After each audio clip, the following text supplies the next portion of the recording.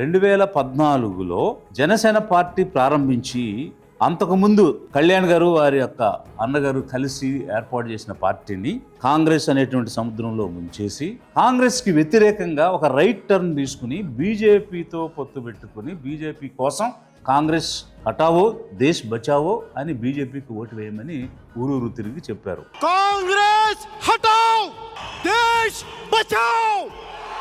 తర్వాత 2019కి వచ్చేసరికి right turn కాస్త సెంటర్ కాదు లెఫ్ట్ టర్న్కి వెళ్ళిపోయి కమ్యూనిస్టులతోనూ బీఎస్పీతోనూ జత కట్టి అప్పుడు బీజేపీకి వ్యతిరేకంగా ఓటేయమని చెప్పారు.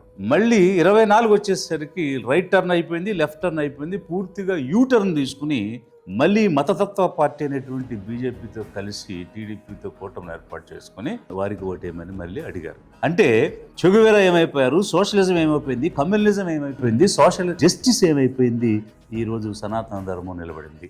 ఇన్ని రకాల టర్న్సా, ఇన్ని రకాల సిద్ధాంతాల, ఇన్ని రకాలైనటువంటి మాటలు మార్పిడియా, జనం ఆలోచించాలి.